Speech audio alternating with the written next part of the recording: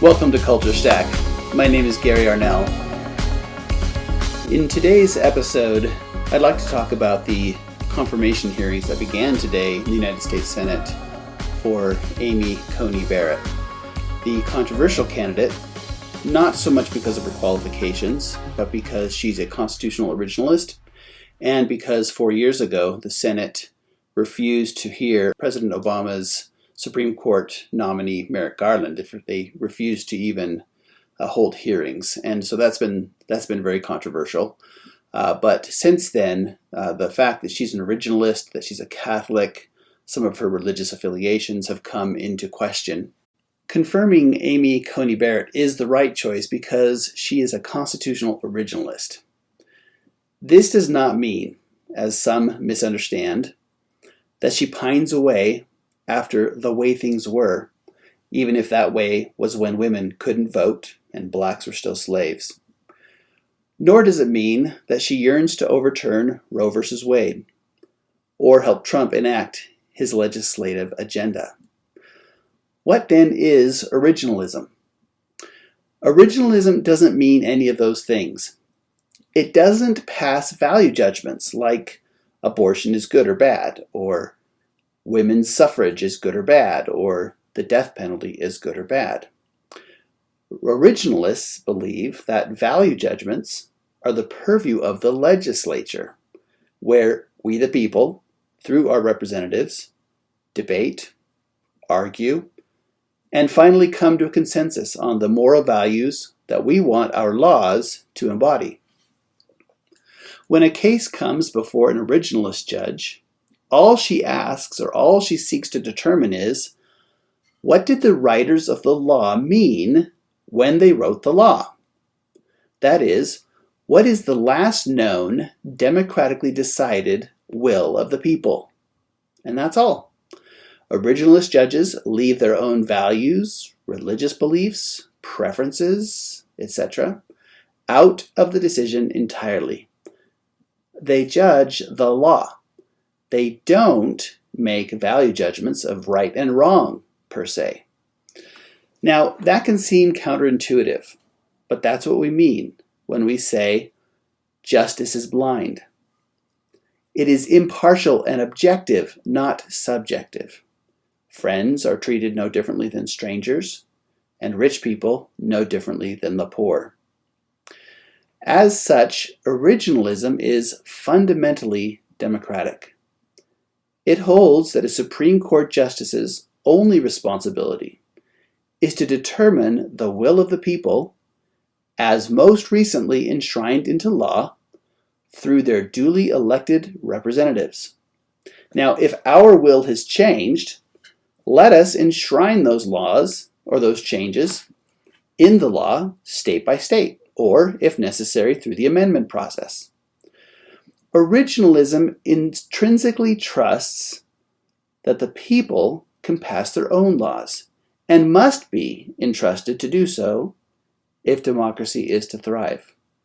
Again, contrary to common misconception or misperception, originalism does not take a position on the morality of cases that come before the court, whether that's abortion, marriage equality, capital punishment, gun rights, corporate campaign donations, flag burning, etc. Originalism's only concern is, what did the people say? Now, what is the Living Constitution approach? The alternative to originalism is the evolutionary or Living Constitution approach, sometimes called the values-laden approach by proponents such as Associate Justice Stephen Breyer, or judicial activism by its critics. This is the idea, as Chief Justice Earl Warren, the father of the Living Constitution approach, put it, that, quote, we must draw its meaning, meaning the Constitution's meaning, we must draw its meaning from the evolving standards of decency that mark the progress of a maturing society, end quote. It holds that our understanding of the Constitution must change as our society changes. but we can bypass the people and their legislative process if necessary. We don't need to amend the Constitution itself to enact that change. This approach, advocates say, prevents the, quote, dead hand, quote, of prior generations from controlling important contemporary issues to an extraordinary and unnecessary level of detail. Now, do originalists worship the Constitution? Which is a common misconception. Originalists agree that society's standards of decency do evolve. They do not say that the original Constitution or Bill of Rights are immutable. Both they and Living Constitutionalists agree with Thomas Jefferson, who wrote in a July 1816 letter to Samuel Kercheval, quote, "Some men look at constitutions with sanctimonious reverence, and deem them like the Ark of the Covenant too sacred to be touched. They ascribe to the men of the preceding age a wisdom more than human, and suppose what they did to be beyond amendment. We might as well require a man to wear still the coat which fitted him when a boy, as civilized society to remain ever under the regimen of their barbarous ancestors." End quote. Now, where originalists and evolutionists differ, however, was well captured by Douglas Linder, a Stanford graduate and professor of law at UMKC, who stated, quote, "We are free to touch the Constitution, to shape it to fit current needs, even if necessary to tear it up and write a new one. What we are not free to do is to ignore it." End quote. Originalists, therefore, don't care if an amendment is 200 years old or 20 days old. Their allegiance is to the law, the democratically enshrined will of the people. The question posed by originalists, then, is not if constitutional law should change, but who should change it. Who decides? Originalists are not against, quote, evolving standards of decency, end quote. The question is one of jurisdiction. Who decides what those evolving standards are? Holders of the originalist view do not believe judges are put in place to judge right and wrong, which is subjective. Rather, they are entrusted to judge the law, which legislators attempt to make objective, based on the will of the people, which we all hope is based on a solid moral foundation. When a question of right or wrong comes before the court that is not already explicitly answered in the Constitution and its amendments, the proper course is to remand such decisions back to the people through their democratically elected representatives, thus preserving the democratic nature of our society. The alternative is for the justices, 5 of them, to subjectively decide what is right or wrong, and impose that will on everyone in the country. In effect, the ideals of democratic rule and rule of law are thwarted and their strength diminished. The populace focuses their attention on courting and convincing politicians who nominate judges, rather than their fellow citizens. Making legislators of our judiciary. Justice Barrett has been called conservative, even ultra-conservative. These terms do not refer to her political party affiliation, or that she will actively seek to move the court to the right. Conservatism in the judicial sense means that one seeks to interpret or understand, that is, conserve, the original intent of the law as currently enacted and not take it upon oneself to interpret it differently, which is in effect an act of legislation. The Living Constitution approach makes legislators of our judiciary. Instead of remanding decisions back to the people, these justices take it upon themselves to modify the law. The power shift that this represents is enormous. It's why Supreme Court nominations are so contentious. Of course they are. We now have 5 lawmakers instead of 435, or thousands if we include state, county, and city lawmakers who are now removed from the process entirely. Thus, the Living Constitution approach is fundamentally undemocratic. It is a concentration of power from many hands to very few. It is a breach of one of the separations of power. Once, in an interview, when asked about this principle, Associate Justice Antonin Scalia said, and I'm grouping some of his quotes together, quote, "The people know values. The people should decide.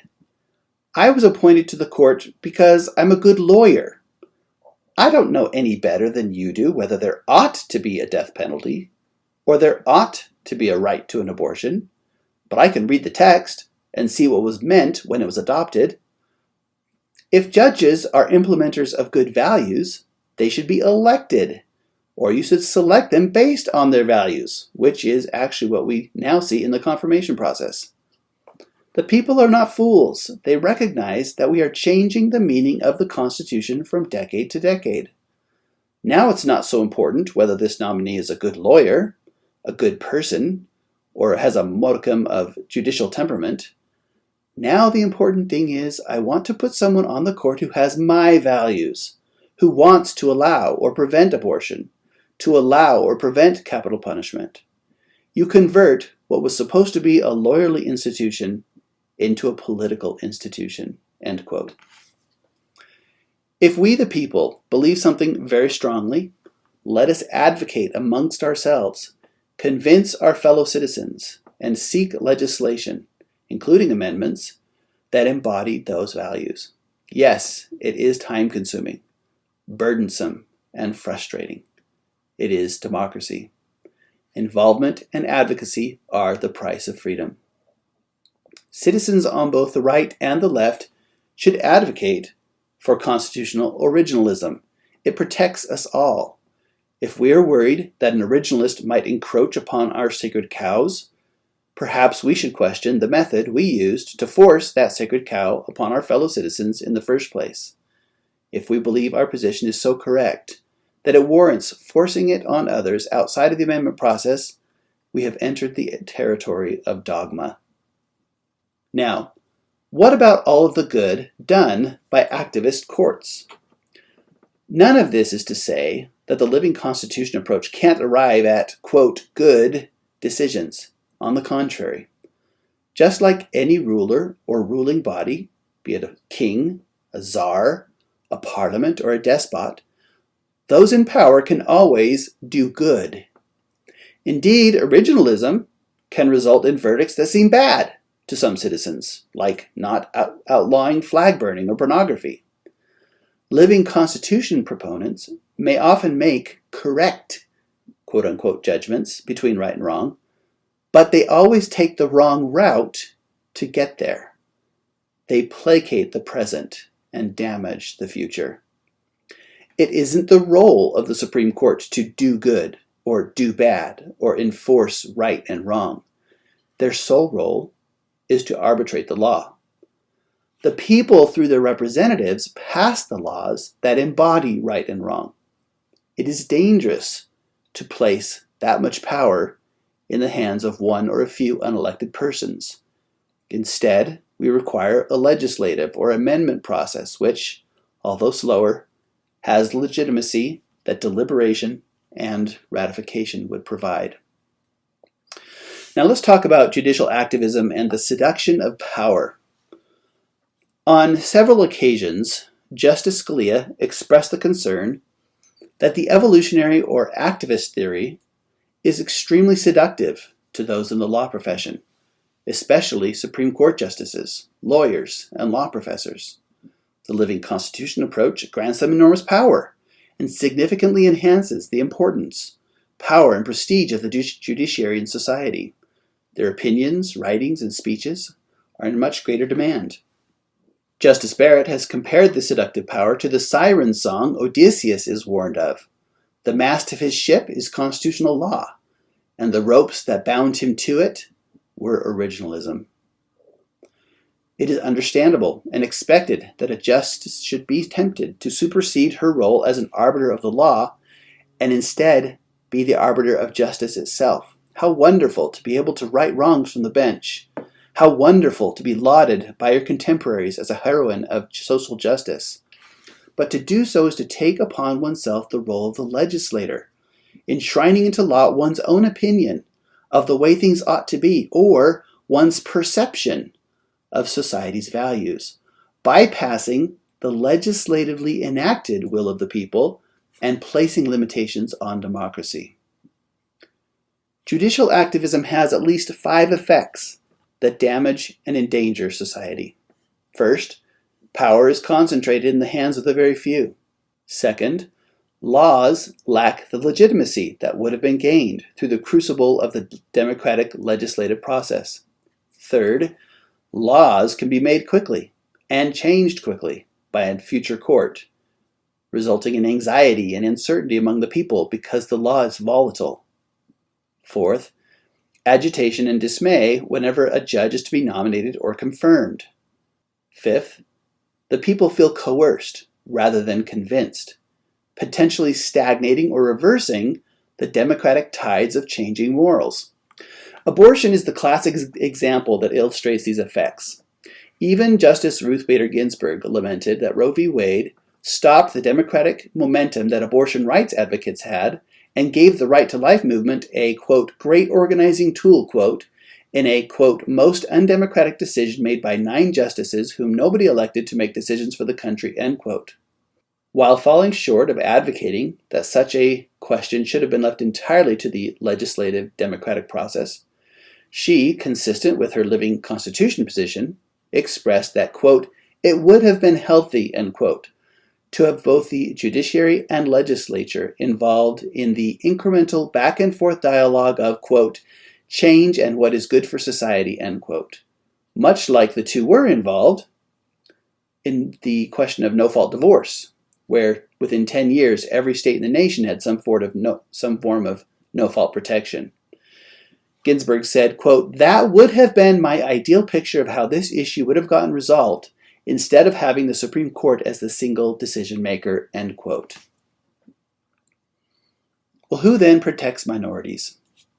Proponents of a living constitution viewpoint argue that the justices can use their power to protect minorities from the majority. Antonin Scalia agreed that the court has a role to play in protecting minorities, but not by legislating from the bench. The court's role in protecting minorities is in striking down lower laws that contradict the protections of minorities that exist in constitutional law. For example, in Yikwo v. Hopkins, the Supreme Court struck down a San Francisco law, the majority, that unfairly discriminated against Chinese laundromat owners, the minority, because it infringed on the 14th Amendment. The court cannot invent rights. That's the role of the legislature. In truth, it is the role of the majority to protect the minority. The majority, by enacting the Bill of Rights and subsequent amendments, are in reality placing limitations on what they and future majorities can do to minorities. Rights related to speech, religion, assembly, self-defense, press, protest, due process, women's suffrage, etc., are limitations the majority places upon itself with respect to the rest of the country. When we say that Congress shall make no law, what we are really saying is the majority shall make no law.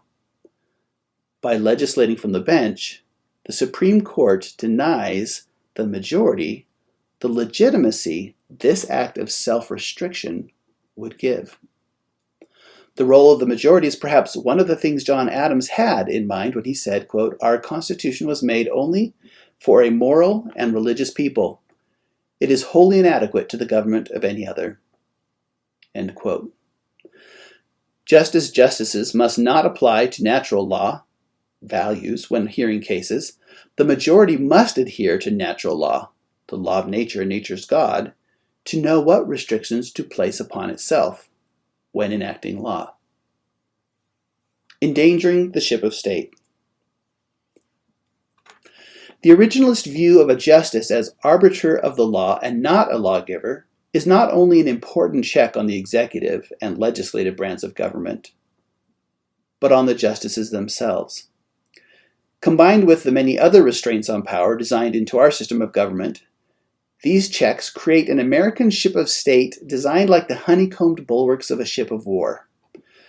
Vertical and horizontal powers, checks and balances, auxiliary precautions, and other devices act like watertight doors that are put in place and kept closed to curb, channel, and isolate power so that overreach or corruption in one area of the ship would be prevented from spreading long enough for corrections to be made.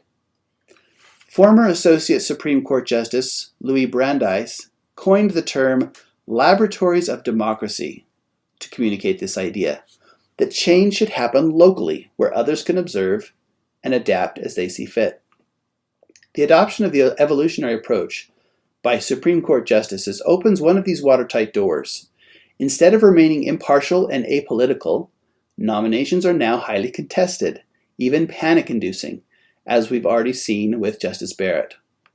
Among my liberal friends, we're seeing dismayed cries that, quote, this woman is frightening, quote, or, quote, we're screwed, quote, or, quote, we're, followed by an expletive that begins with F, end quote.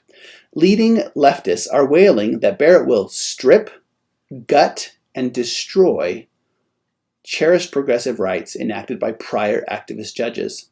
They aren't saying this because they think she's a bad lawyer, or that her credentials are in question, or that she lacks judicial temperament, traditionally the criteria for a nominee.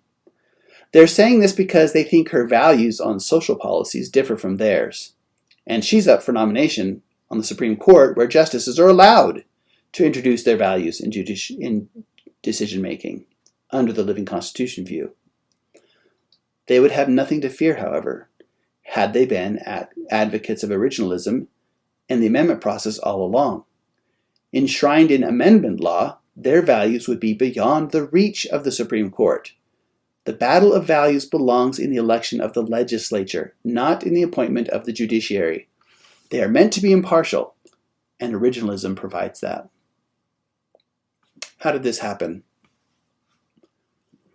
The Living Constitution viewpoint is consistent with the progressive approach to governance that has increasingly characterized and polarized our politics over the past 100 years. In an attempt to solve society's problems quickly and centrally, the liberal left has advocated successfully for the concentration of power at the federal level. The conservative right, while making occasional lip service objections to these changes, has accepted them as their own with an emphasis on quasi-imperialism and supporting the military-industrial complex. Accumulation of power and debt occurs under both parties. This centralization is the equivalent of the opening of the watertight doors of a ship. Damage or corruption flows freely. Elections matter much more than they should. Citizens are estranged from one another because it's not your fellow citizen you need to convince to evince change. And we risk the tyranny of the majority. Associate Justice Antonin Scalia said it this way, quote, "The American people have been converted to belief in the Living Constitution, a morphing document that means from age to age what it ought to mean. And with that conversion has inevitably come the new phenomenon of selecting and confirming federal judges at all levels on the basis of their views regarding a whole series of proposals for constitutional evolution. If the courts are free to write the Constitution anew, they will, by God, write it the way the majority wants. The appointment and confirmation process will see to that. This, of course, is the end of the Bill of Rights, whose meaning will be committed to the very body it was meant to protect against, the majority. By trying to make the Constitution do everything that needs doing from age to age, we shall have caused it to do nothing at all." End quote. Now, a word about 2016 versus 2020. Though Justice Barrett is not at fault for being nominated, I'll briefly address the circumstances of her nomination since they're so contested. What is not contested is that the President has the duty to put forward nominations and the Senate is to provide advice and consent. What is contested is that the Senate failed to do so in 2016 when President Obama nominated Merrick Garland and the Senate refused to hold hearings. At the time, Senate majority leaders argued that the American people should have the opportunity to weigh in via the elections that fall. 4 years later, 2020, Senate majority leaders suddenly argue that the American people don't need to weigh in and that the Senate should confirm the nominee as quickly as possible.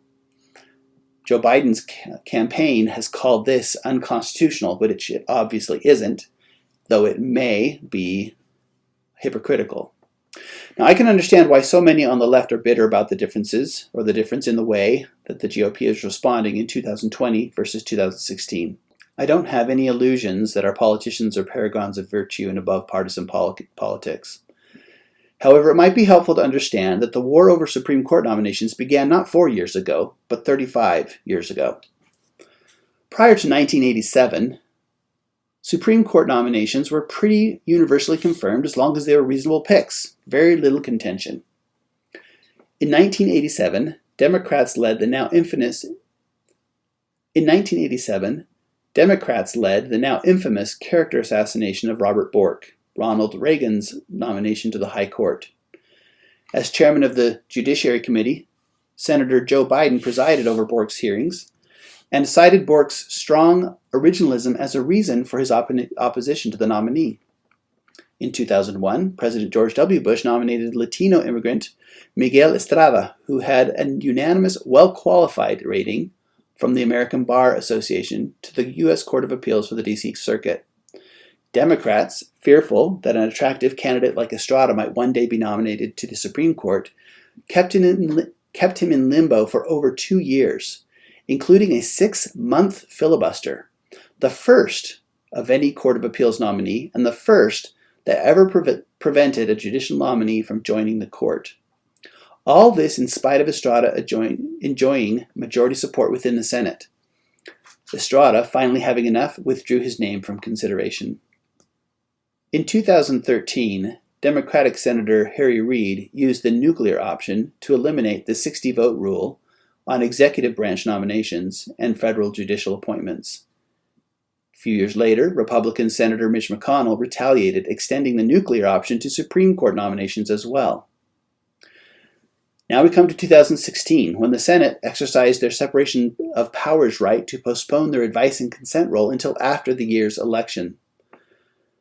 Obama nominated Garland in mid-March, and there was plenty of time to hold hearings on the nomination, but the gloves had long since come off.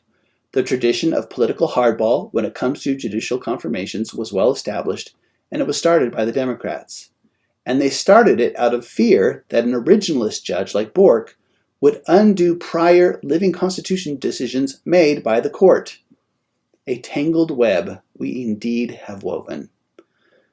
We have centralized far too much power at the federal level, resulting in an all-or-nothing power tug-of-war on constant replay. Unless we fix that, we're just going to see increasingly bitter division and contentious power plays like this one. That's one more reason that our country deserves the likes of Justice Amy Coney Barrett. We play Russian roulette with our democracy when we open the watertight doors of power. Thanks for listening.